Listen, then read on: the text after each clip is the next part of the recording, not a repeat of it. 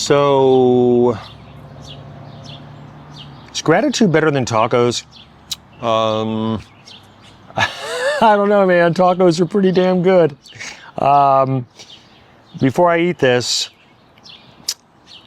let's talk about it.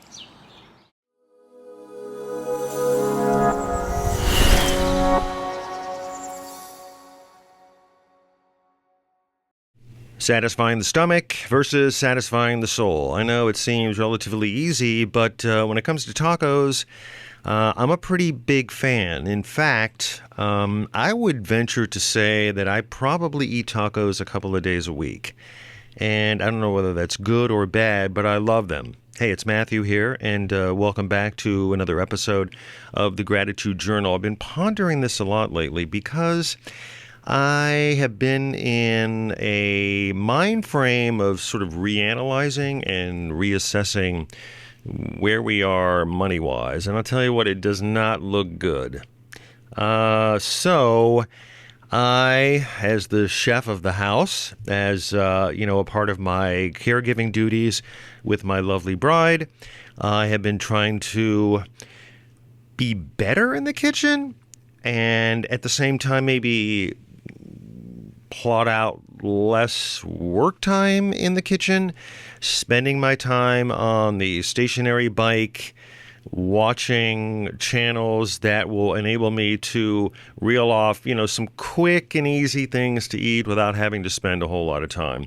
I won't go down the rabbit hole in that, but invariably, I like to choose one day at least out of the week where I am trying to give us sustenance and at the same time, quote, go out to eat without breaking the bank and getting good value for our money. So I have done an inordinate amount of thinking about this, and I feel like tacos kind of fit the bill. I mean, tacos, really, for the most part, are pretty much a perfect food. And even when we're driving around, whether it's after work, running an errand, I find myself going to, the popular taco chain place only because there just aren't a lot of places around.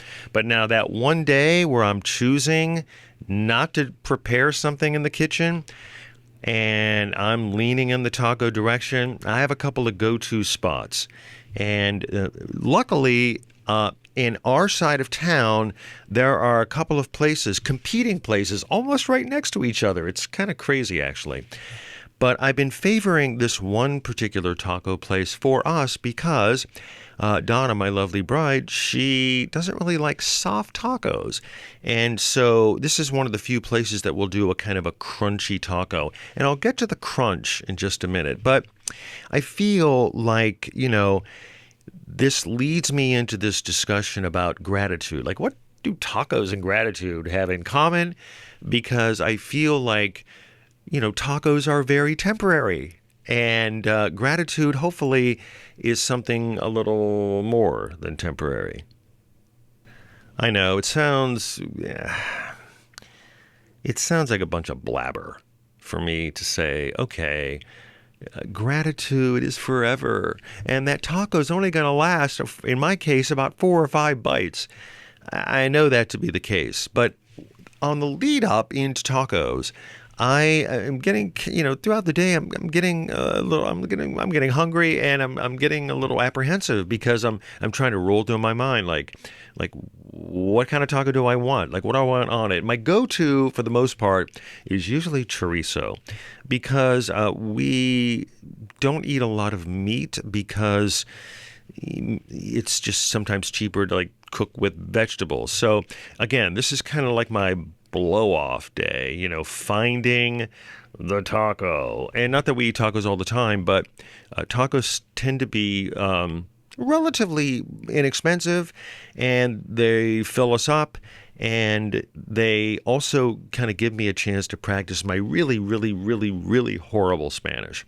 And oftentimes I think to myself while I'm walking to the taco place to get our tacos, I really wish I would have learned Spanish better, like really made an honest attempt, to try to master this language more, because there's a young kid who works at this particular taco place that I tend to lean towards because of the crunchy taco. And he's just a nice kid, and he kind of puts up with my introduction in Spanish. Like, that's as much as I can get to. And if someone reels off something more than that, I'm pretty lost. I mean, and I look pretty much like an idiot. But I think he senses that, because when I call in to order as Mateo and not Matthew. And so I reel off my greeting and I kind of fist bump. And I know that the people around the counter, the pickup counter, most of them look to be Hispanic, and when they see me trying to speak my Spanish, I'm sure they reel off, a series of guffaws, or maybe they swear at me in Spanish, and I don't know. Although I know pretty many swear words in Spanish. So that small part of me is just grateful. Like, he would put up with my stupid Anglo, I can't speak very good Spanish, enough to make the transaction, ask how business is going, and make sure the order is correct, and to just try to reel off a little bit of everyday chit chat before I march out with my magic tacos.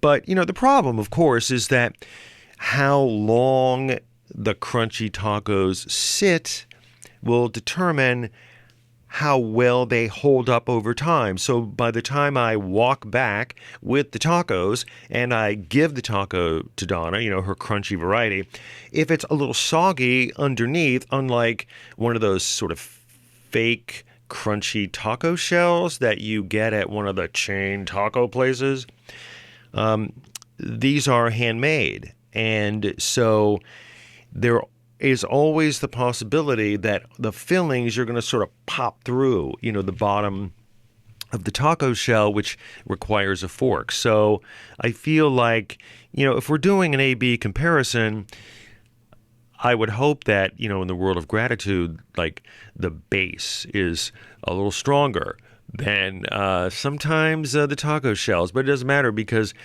she's going to grab the fork that I give her, and she's gonna manja on these tacos because they are just really, really good. So I know that gratitude is not supposed to crumble under pressure, but it does, and that's what makes it so difficult, and that's what makes it a challenge way past finishing the taco, because there are many days, especially as a caregiver, where I'm, truly having an arduous time attempting to find, like, the value point of being grateful for something in a day that is filled up with, more than several challenges, trying to operate at a high level, trying to create something to eat in the evening that isn't going to make us sick or send us to the ER. And something, that will register on her face like, okay, this is a little more than edible. And so I feel like, unlike, a falling apart taco, which has happened before. I mean, the place that we enjoy is not perfect. No place is. But neither is gratitude, I think. It's just one of those situations where, the challenge to arrive at a point where, like, throughout this day or throughout a week, you find something to be grateful for, it can be very much a task. And I feel as though lately it has become more of a challenge for me, as I've mentioned in previous episodes. And so while we were sitting outside enjoying our taco in a very, very rare, warm, non-breezy, non-stormy evening, we've just had here in northern Ohio, we've had just kind of like miserable weather so far, leading into this month of June 2025. But as I'm ingesting, this really wonderfully tasting chorizo, I'm pondering, the gratitude taco mix, and really struggling on that particular day to look back on my weekend to figure out what it is exactly that I was grateful for. And I know that these situations are not perfect. Like gratitude or your appreciation of it can crumble just like that stupid taco shell. And you may not have the perfect insight, or it just may not come to you at that time. And while we all want to end our day by writing in our gratitude journal, if that's what you do, like this one thing that I need to be grateful for, sometimes that can be very, very tough. And I'm open to that toughness. Like, it can happen, and it has happened. One thing I did do when I picked up the tacos this time that I haven't done in the past, and I've sort of been, trying to remind myself to think about this, is to wave a thank you or a gracias, to the people in the kitchen who can see me, like they see me picking my order up. And, a couple of them who I recognize will nod to me occasionally, but for the most part, they don't. And I made it sort of a mental note to, say, thank you to them for preparing this food. One of many orders, and it was a Saturday evening, and they were super busy. And I'm sometimes reminded to try to do that more, to show my gratitude to a person, behind the counter or in a kitchen.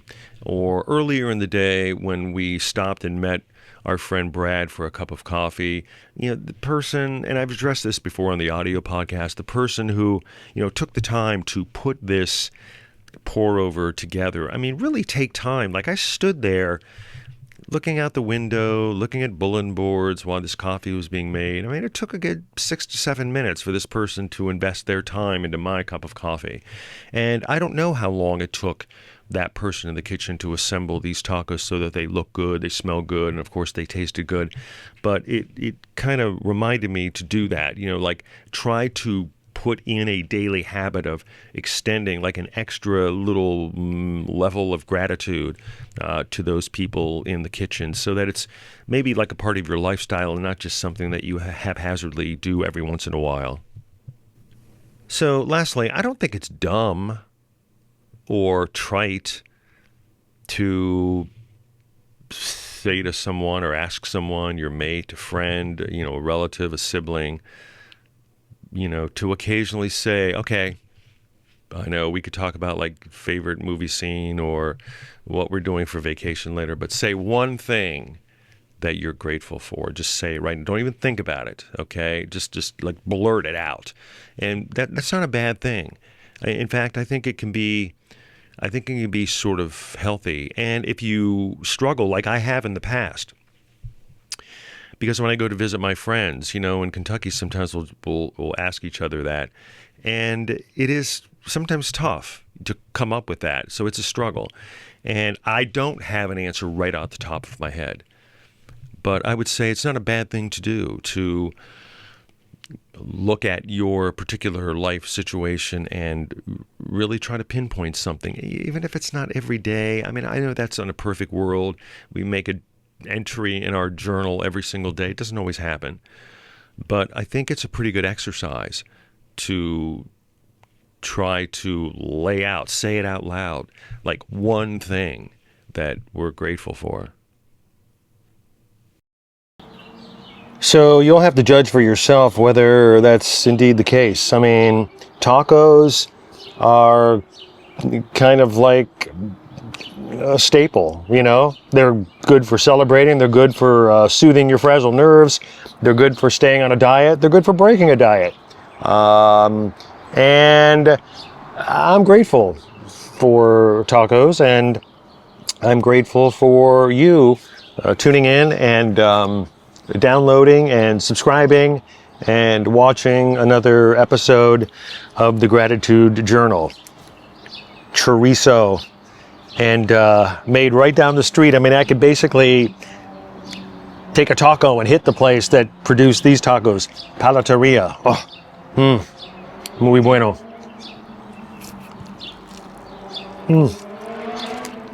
Mm.